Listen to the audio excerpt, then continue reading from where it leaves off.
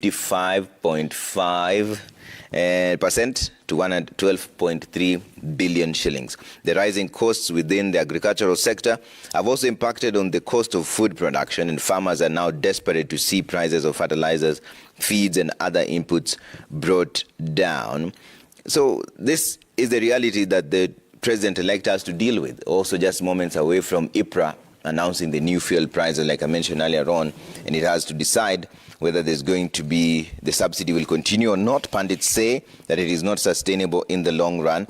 Another thing that the president-elect has to deal with almost immediately is that Kenya owes its international and external creditors up to 8.56 trillion, which is about 67% of the country's GDP.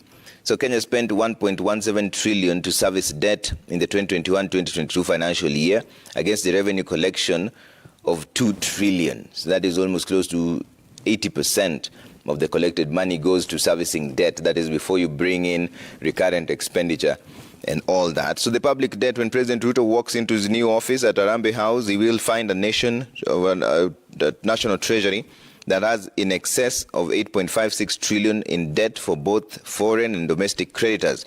Treasury will be at the center of the president's administration and will be tasked with equitably distributing the scarce resources generated from revenue, loans, and grants to both the national government and the county governments as well. The debt burden, which is now about 67% of the country's gross domestic product, has had a huge impact on government spending in the financial year 2021-2022, debt servicing costs hitting 1.17 trillion.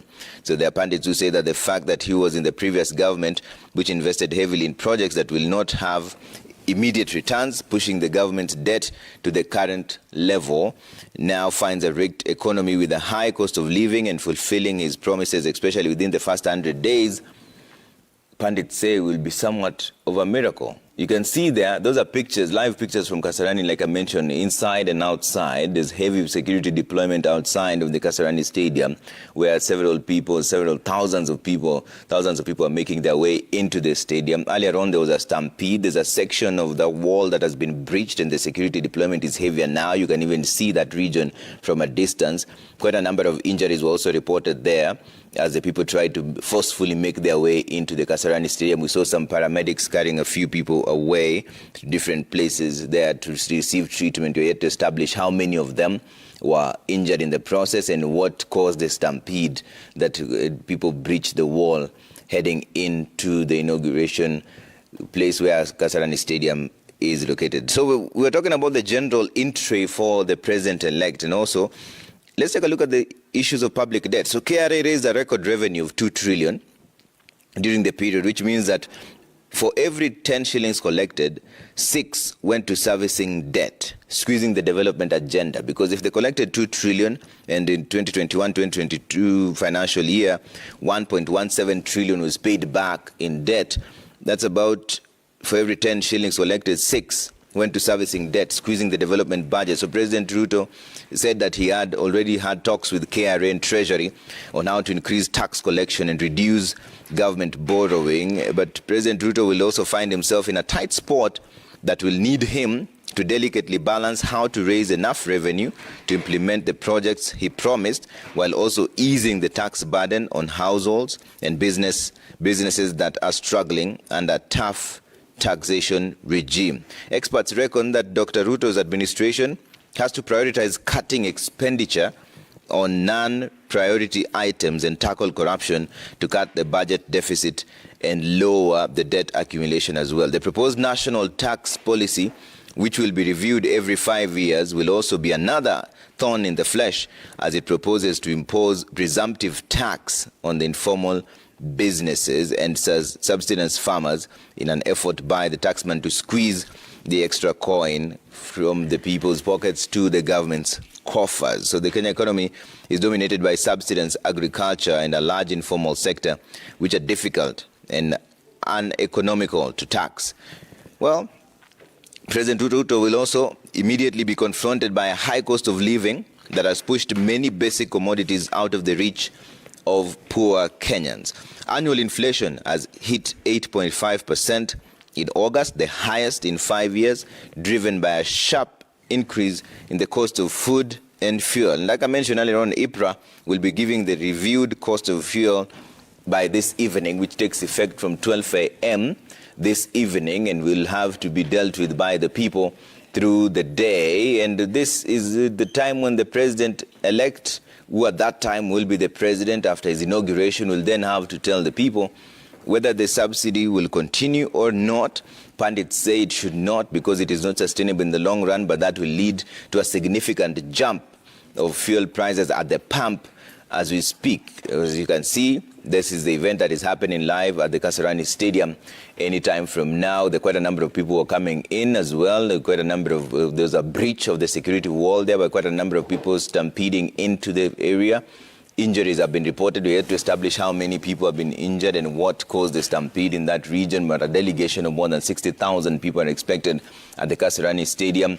20 heads of state also expected. There are further 20,000 expected to follow the proceedings. And the nation at large tuned in to see the inauguration of the 5th president of the Republic of Kenya, Dr. William Samoei Ruto, which is happening today at the Kasarani Stadium.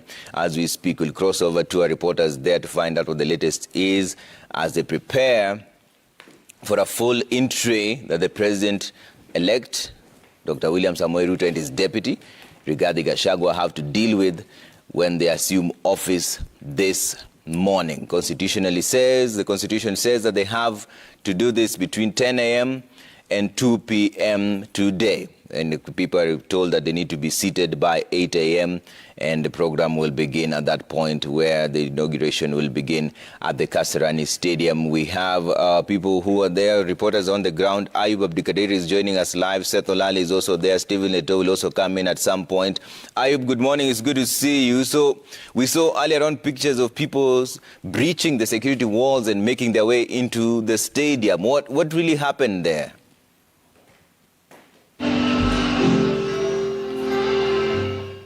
Ayub? Good morning from the Kasarani Stadium. It's 49 minutes past 6 o'clock and Kenyans in their thousands have attended this important exercise, which will be kick-starting officially from 10 a.m. and set to end at 2 p.m., which within is the constitutional timeline. And it is the very important exercise that will be happening as President Uhuru Kenyatta hands over the instruments of power as the tenure comes to an end today, marking the 10 years since he was elected in office in 2013. And later on, we're expecting much of the activities to be taking place here at the Kasarani International Stadium, including the dignitaries who have arrived in the country, including heads of state from the African continent and delegations sent by countries including the United States of America and China. With me is our political affairs reporter, Seth Olale, who we have been here together in the observation of how Kenyans have been thronged in this stadium, and the thousands of Kenyans who have been here since early morning. Others are kept outside because the stadium is now full to capacity. And Seth, much of the observations here, the electric environment over here, and an important day Kenyans are looking forward to as the new president will be inaugurated later. And of course, it's a public holiday meant for this particular occasion. It was interesting to see, Ayub, as early as 3 a.m., Kenyans across all walks of life had already arrived here at the Kasarani Stadium. There was quite an incident at about 6 a.m. when a perimeter fence was actually broken into by a section of the crowd, perhaps just raising some of the security concerns even ahead of this particular event. What we know is that security has been beefed up inside and outside the stadium. Right now, the 60,000 capacity Kasarani International Stadium is full. And what we know, Ayub, is that there's still more people outside the perimeter fence. So it will be interesting to see if the organizers will let them in, or they will organize at least big screens on the outside. But so far, so good in terms of preparations. You can see the MCs are already testing the public address system. We are expecting the KDF to take its position any moment from now. And of course, like you mentioned, at least 20 heads of states are already in the country. And even notably is the East African community heads of states and, delegations already arriving here, just telling you that the region takes this particular inauguration very seriously. And of utmost significance, Seth, is whilst this is a constitutional process, and President Uhuru Kenyatta yesterday underscoring the importance this day bears in handing over the instruments of power. Not only he said places Kenya at the very top in terms of democratic ideals and the credentials thereof, but also becoming a beacon and the strong delegation sent by the world powers, China and the United States of America, who will be here alongside other heads of state. And going forward then, isn't it one that also among the community of nations makes Kenya to stand tall and take pride in the democratic process that happened on the 9th of August, and how this further consolidate our constitutional principles?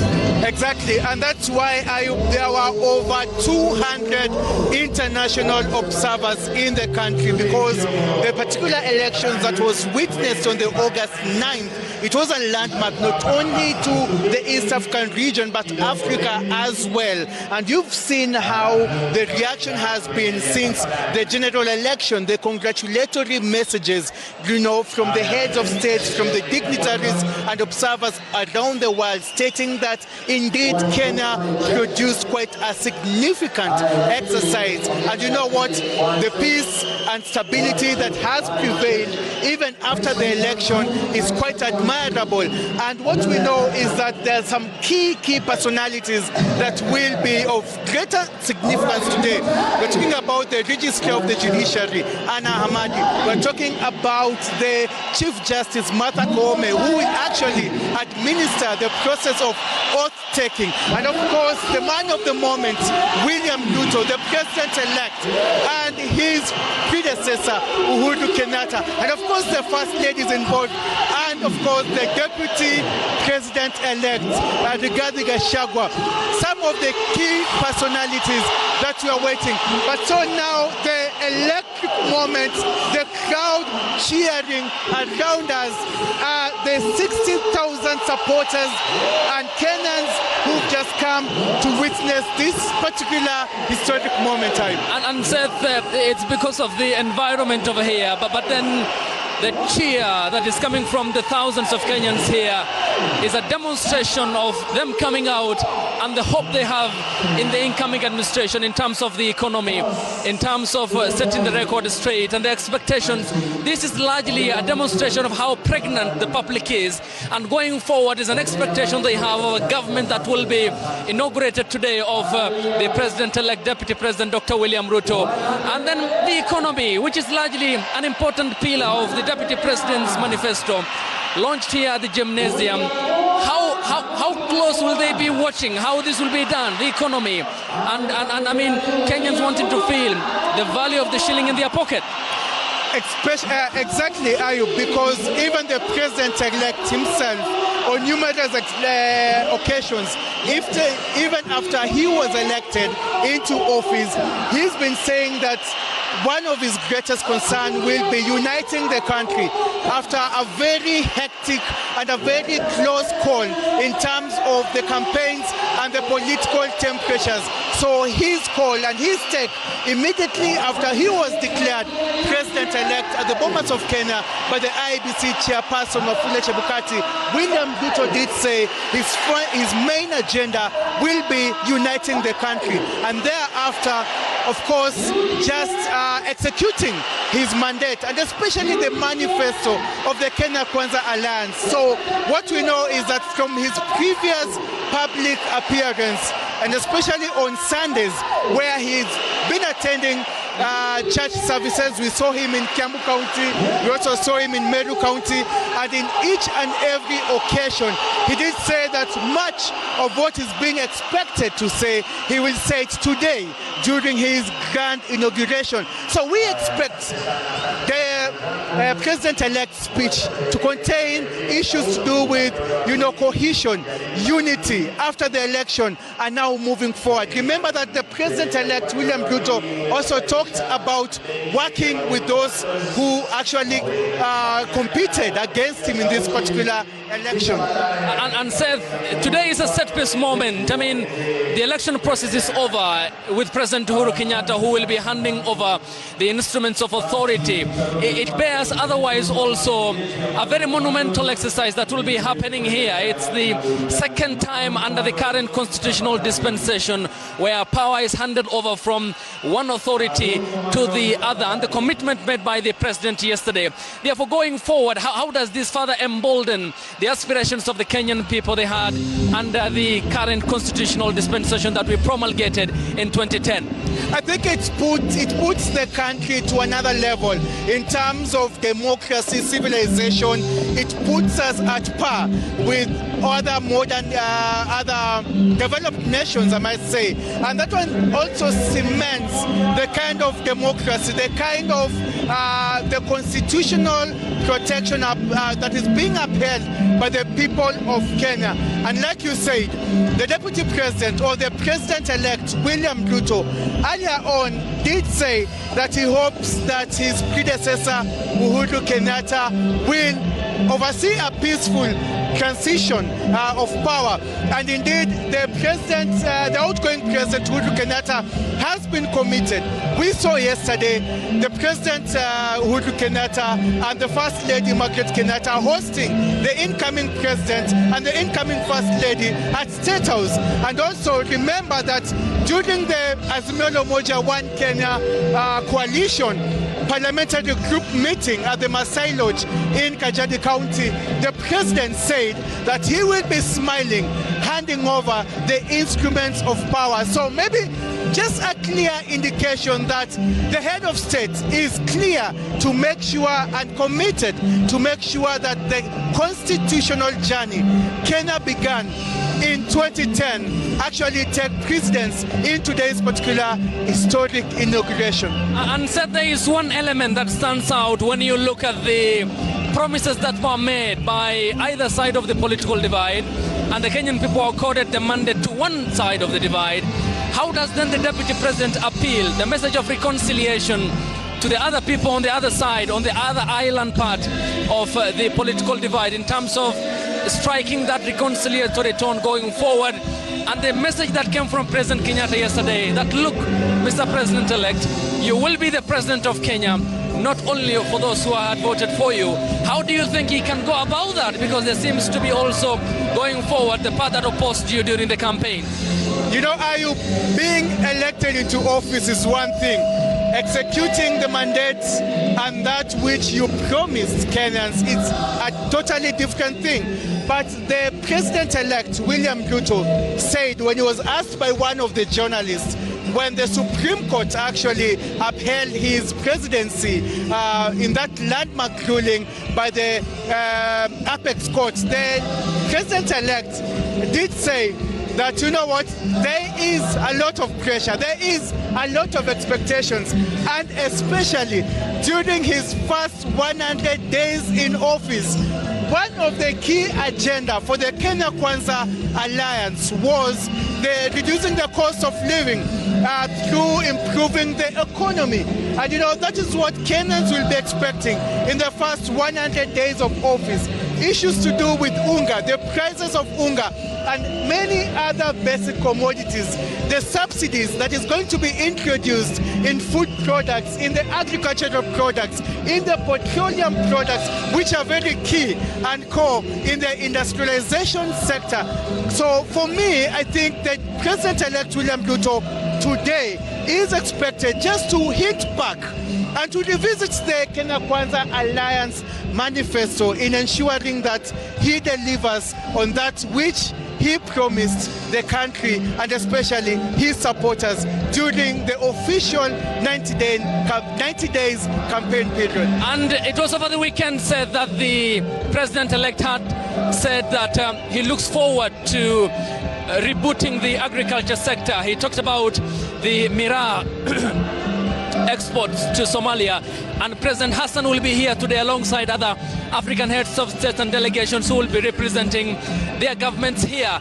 And it shows how agriculture is the centerpiece of William Ruto's manifesto, what he called the plan that he launched here at the Kasarani Gymnasium Indoors Arena. Going forward then, the cost of living, whoever Kenyans would have accorded the mandate, would be very important. How hopeful should they be going forward then? How realizable is that post the COVID-19 pandemic in terms of rescaling the country's economy? Talking about public debt and the very basics of the return on investments that the Deputy President talked about during the campaigns, now the President-elect, and he said going forward, agriculture will be of concern. I mean, how does he then balance all this that is crumbling for his attention and the attention of his government going forward? Exactly, and that is why the Kenya Kwanza Alliance in its manifesto stated that it will reduce the cost of fertilizer from 6,000 shillings to 2,500, and that the government will inject subsidies that will cushion farmers towards the high prices of fertilizer.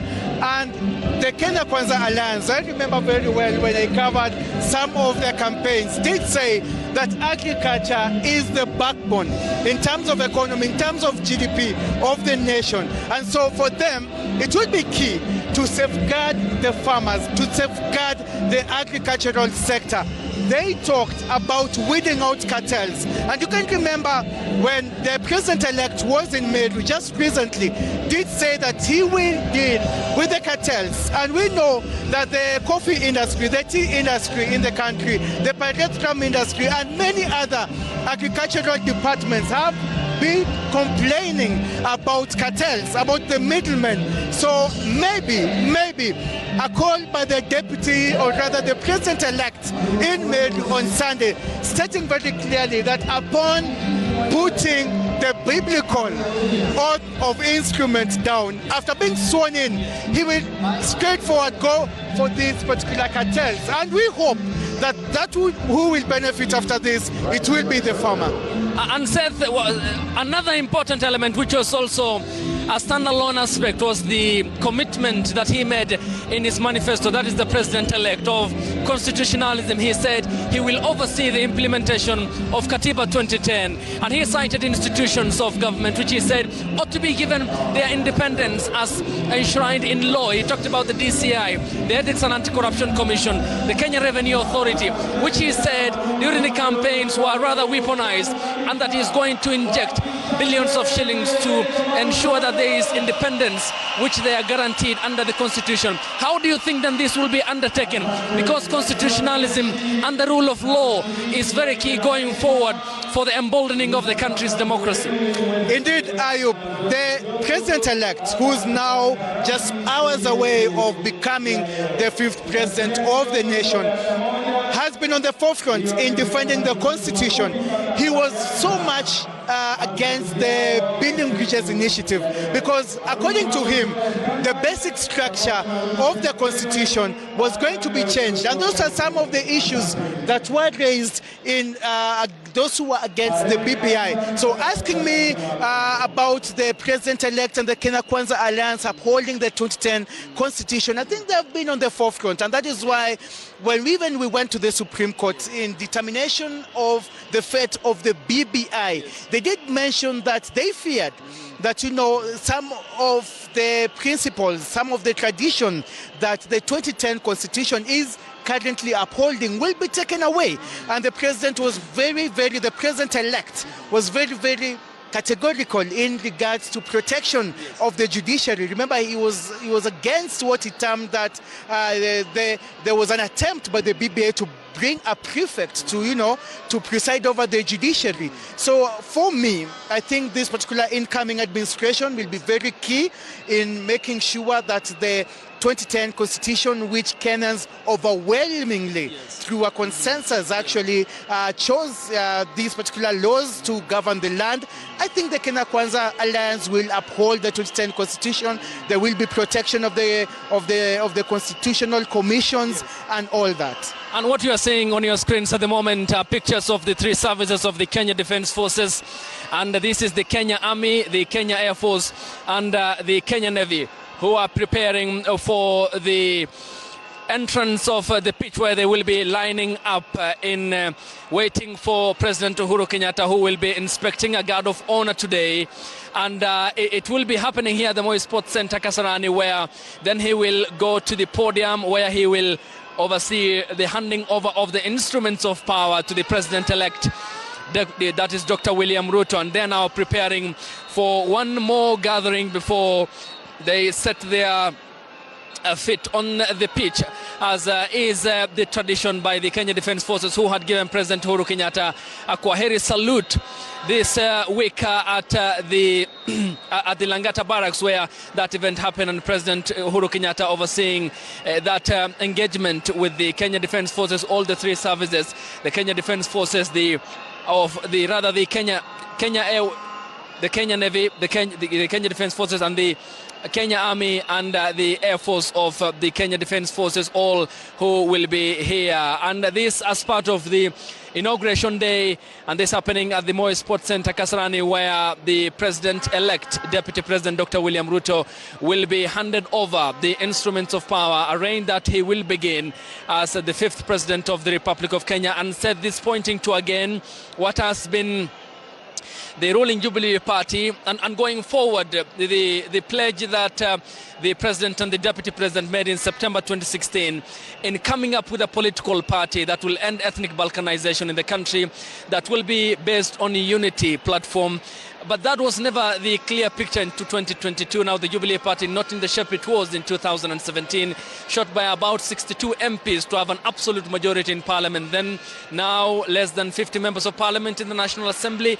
And what does this point to in terms of the politics of ideals and policies, and whether this can be instilled going forward to further cement the country's political establishment? I think UDA managed to convince the masses, to convince Kenyans that, what they are selling to them in terms of the manifesto is ideal and realistic, and, captures, the rightful moments in it. And so I think the UDA did very well. You can see the numbers, Ayub, in the National Assembly, in the Senate, and now the Kenya Kwanza Alliance at large, controlling both houses in terms of leadership.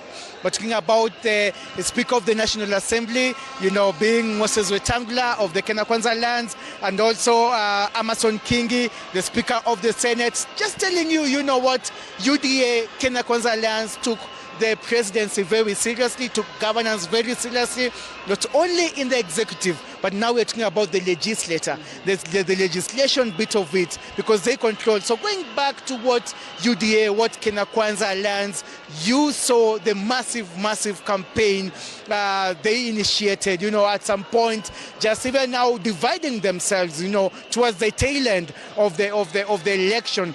And so they were very serious in what they were, selling out to the masses. And so I think this is now an opportunity for the leadership of the Kenya Kwanza Alliance now to tell the masses and to tell their supporters, this is what we promised. But it was not just an empty talk. It is now time to implement, and we need your support towards this. And you talked about, Ayub, about the guys in uniform now taking instructions before mounting that particular guard of honor. It's also going to be the last one for the outgoing President Uhuru Kenyatta. As the Commander-in-Chief, and we now take you back to studio. And beyond the firm pledges made, firm commitments are required. That's the clarion call from Kenyans who are gathered in the thousands here. We take you back to studio at the Communications Center. Well, thanks, Ayub Abdikadir there, and Seth Olale speaking to us live from the Kasarani Stadium, where a delegation of more than 60,000 people are expected there. As early as 4:30 a.m., people had already started streaming in, and we'll cross over back to Ayub to find out what the people's sentiments are, because the stadium is almost full to capacity at this particular moment. We know earlier on there was a bit of a security breach when quite a number of people forced their way into the stadium. There were a few injuries there reported. We'll find out how many and whether the injuries are serious or not. They were not that serious because they were taken out by the paramedics and treated with the ambulances that were there. We'll cross over there soon as action begins, and there's a lot of action right now as we speak. The inauguration kicks off at exactly 8 a.m. all the way. According to the Constitution, the inauguration is supposed to happen, the oath of office is supposed to happen between 10 a.m. and 2 p.m. p.m. stipulated by the Constitution. We'll keep live pictures there of Kasarani Stadium as entertainment continues, and the delegation is expected there as well. More than 20 heads of state expected in the Kasarani Stadium, and a delegation of more than 60,000 Kenyans also expected there. They started streaming in as early as 4 a.m. But also with me in studio as we take a pulse of what's going on at Kasarani is Brigadier General retired Ahmed Mohamed. He's the Director, Center for Security and Strategic Studies, also the National Defense University of Kenya, that's NDUK. Thank you so much for making time. Also Professor Alfred Omenya is here, Urban Development Plan. Asante sana for making time. And Gabriel Muduma, Governance and Policy Expert, is also with me in studio. Thank you so much for making time. We'll keep live pictures of the Kasarani Stadium as we also take a pulse of what the entry for the deputy president-elect and the president-elect is as the inauguration kicks off in a short while. You can see there live pictures of preparations by the disciplined forces taking place there. And in fact, Brigadier, let's start right there. What do you expect today in terms of the protocols? Oh, thank you much, Trevor, and thank you for having me again today and the team. It will be a good day today, of course, to see the handover of power to the new president, and to acknowledge that the armed forces, as always, will play a key role in terms of the ceremony, in terms of the handover to the new president, and of course, indeed, for the armed forces, the new commander-in-chief. Definitely a great day, a lot of pomp and glory, and the armed forces, as always, will play their key role to ensure that it goes smooth, and that instruments are handed over in a very professional manner indeed. Yeah, we saw quite a number of them getting ready earlier on there, just a bit of warm-up there. So what kinds of cadres do we expect of the military? Well, I should mention that the warm-ups are part of what we do in our normal practice. You know, in terms, you see us in the barracks and all that. You'll see us taking morning jogs, in terms of taking press-ups and all that, and it's a requirement that even to serve, you must be professionally very fit, as always. So it's important that in the morning we do this. Now what you see is more like the soldiers themselves before the commander arrives, you know, just to open up, freshen up, and be ready for the day. Yeah. So is it significant that the Kenya Army, the Navy, and the Air Force are there? And who ranks higher than who in the military? Well, Trevor, we call them the Kenya Armed Forces. I don't see Army, Navy, Air Force. It's the Kenya Armed Forces. Of course, within that, there are three services. And normally, each nation will have its own preference in terms of which is the senior arm. For the Kenya Armed Forces, senior arm is the Kenya Army, then followed by the Kenya Air Force, and finally, the Kenya Navy. Now, you know, in the UK it's different. It is the Navy that takes the lead in terms of the key arm. Of course, because if you go back to the historical days of UK, the wars were fought over the oceans and the seas, and therefore the key arm was the Navy to deliver in that regard. Yeah. In terms of protocol, we know there's quite a lot that's going to happen. There's going to be a chain that will be handed over. There's a sword and there's a constitution. What do these items signify, especially the chain? Or is it the sword that is in relation to the military? Which one is it? Now, what we will be handing over today to the Commander-in-Chief are the instruments of power. And of course, the first and major instrument of power in this regard is the Constitution.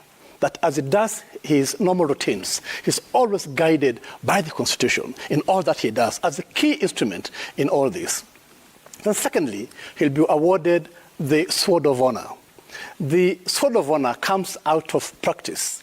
Yeah, that's just a normal drill. That's one just kept secure, and somebody's guarding them to ensure, as always, they are guarded. In fact, I was just about to ask you before we get into that what we're seeing on the screen. No. So that is a normal practice where you can't go and do your morning jog with the arm, and therefore it's normally put together in a very good manner and guarded securely to ensure there's no interference from anybody as that goes on. Okay. That's just a normal drill to ensure it is all secure.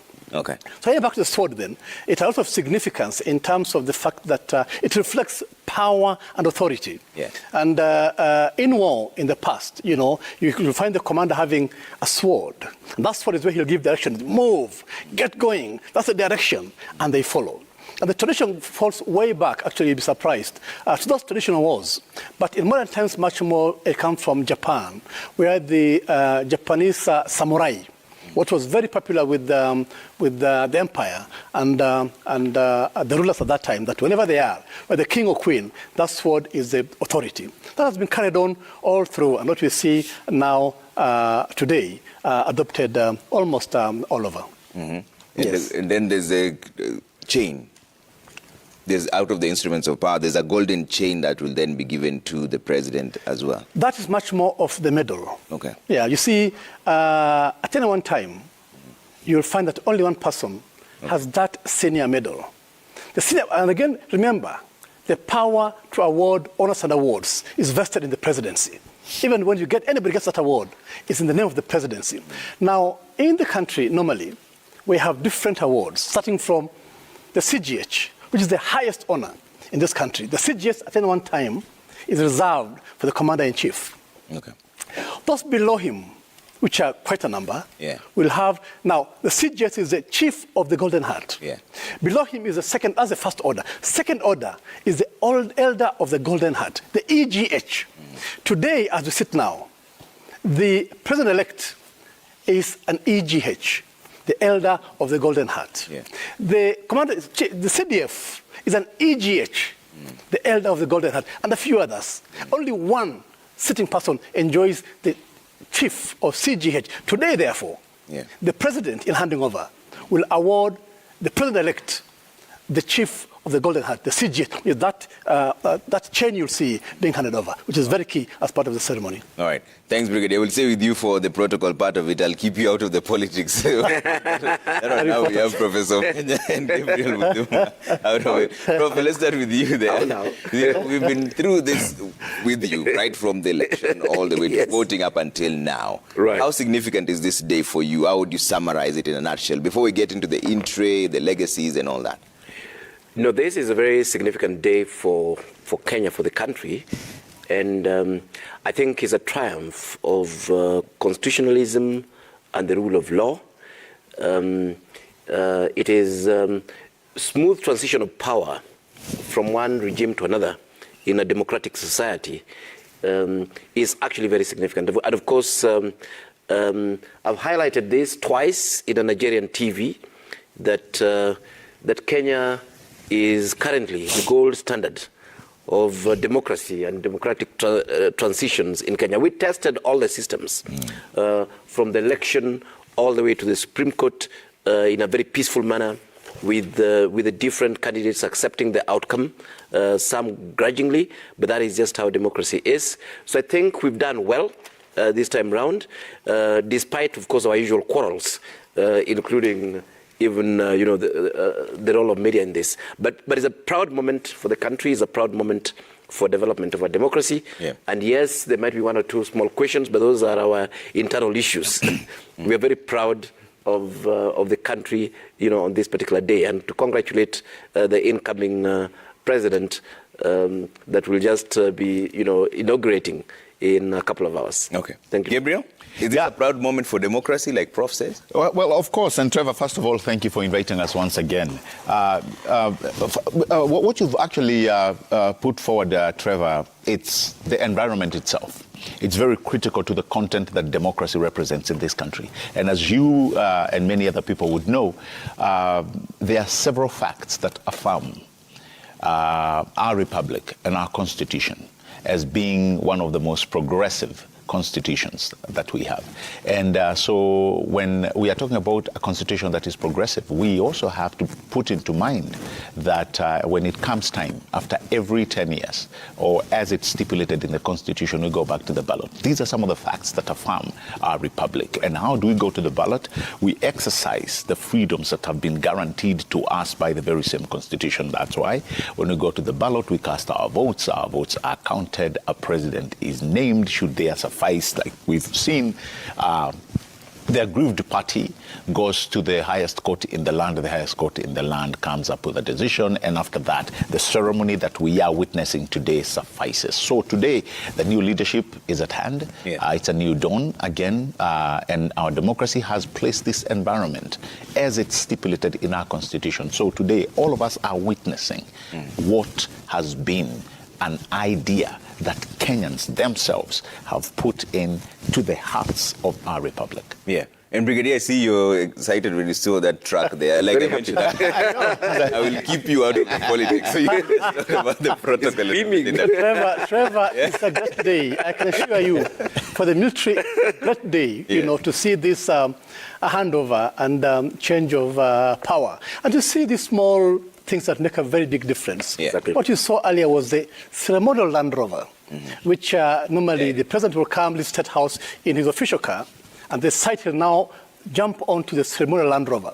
It was so interesting to see that today, President Kenyatta will take the ceremonial Land Rover for the last time and take a lap around and then come in and have the guard of honor. After that, on leaving the scene, it belongs to the new president, who will now be president and commander-in-chief, which is very important. So you can see instruments are there again in terms of the ceremonial Land Rover, a very important instrument indeed. And yesterday we saw the pulling of that Land Rover that you're talking about by the army. Why is that important? Or is it just a tradition that... Yes. Trevor, that was on Friday, actually, not yesterday. Yes, it was on Friday. Yeah. It is a ceremony that, again, we do normally conduct, not only for the commander-in-chief, but all our senior commanders. Any service commander and above, and the VCDF, will have that honor, whereby we are saying goodbye with all due respect. And therefore, what you do is called the pulling out ceremony, where after the final official luncheon, he now jumps on the official vehicle and is pulled out slowly with all the honors. He has the last chance to salute to his the troops as he moves out. He has the last chance to look at the beauty of the camp, and then eventually get out there and be told goodbye in a very professional and ceremonial manner. A very important occasion indeed, and very moving. In fact, very, very moving. Just like this ceremony, it's very moving for the person who's actually being given those honors on that day. Yeah. Do we also expect a 21-gun salute today? Yes. Another very important function. Yeah. I remember in normal times, the 21-gun salute is reserved for any visiting head of state. Any visiting head of state in any republic will have as an honor the 21-gun salute. So he comes officially, and at the end of it all, is honored with that. Now, for us today, we have a new president. And being a new president, therefore, it just fits well that he also is given the 21-gun salute. It is indeed in honor of the incoming president that we have that gun salute. Is it significant that the emblem on the vehicle seems to have been covered? Does that change? Like there's a flag that changes, right? Now, what you can see that Land Rover, it's very basic for now. But when the commander-in-chief sits on it, it takes a different posture altogether. Okay. There are no flags now. It's clear, you can see nothing. There's no flag and all that.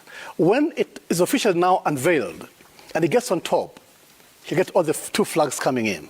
Okay. On the right is that very important flag, the presidential standard.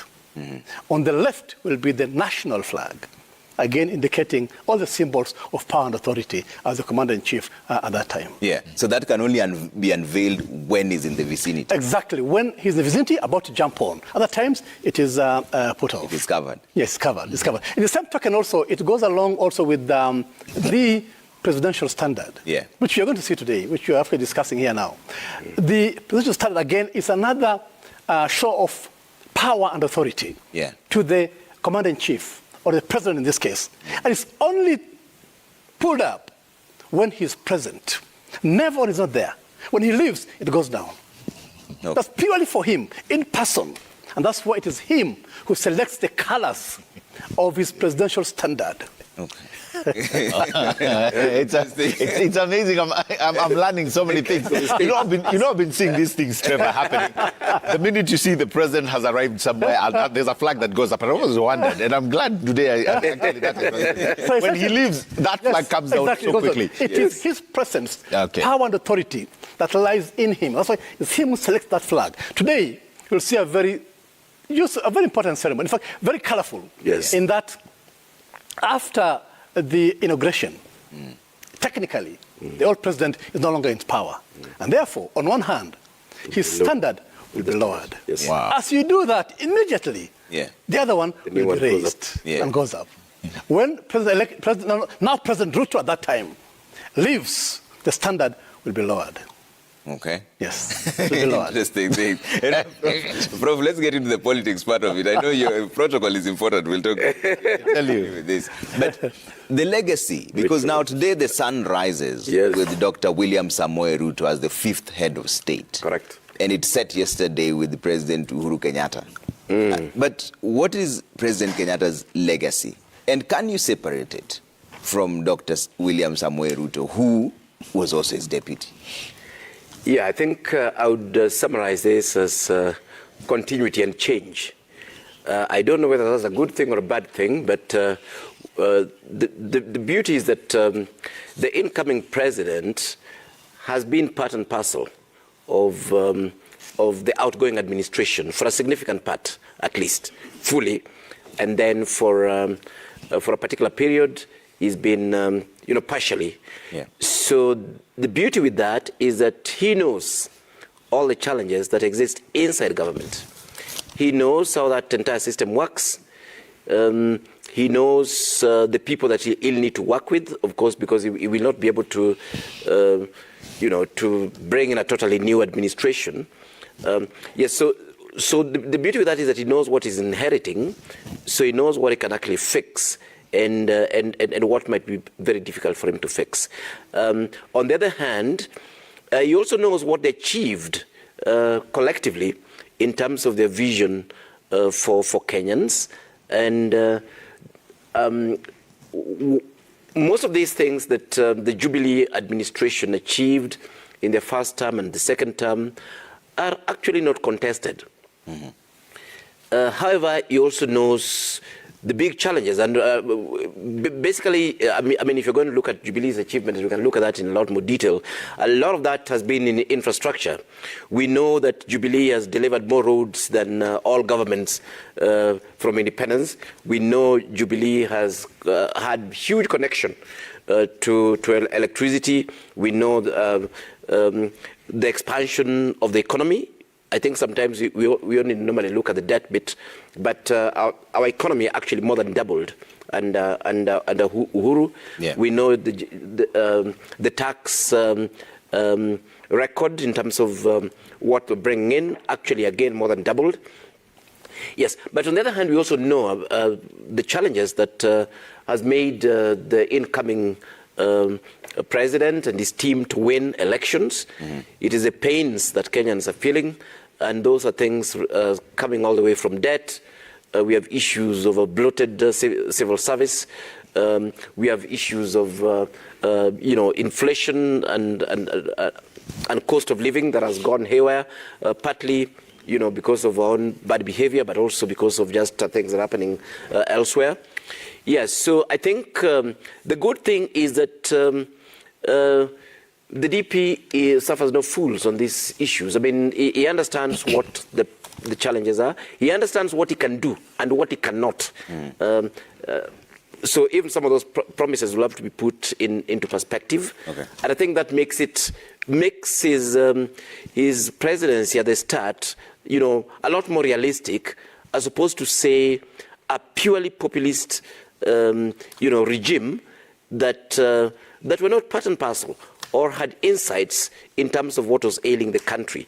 So what I expect of him and his team is a lot more careful and nuanced way of, approaching the quick actions. Yeah. Of course, at the top, people will move almost immediately. That is expected of any new regime. But in terms of changing approaches and policies and so on, we are likely to see more of an acupuncture approach, picking very specific things to deal with immediately, and then leaving the rest to, the midterm.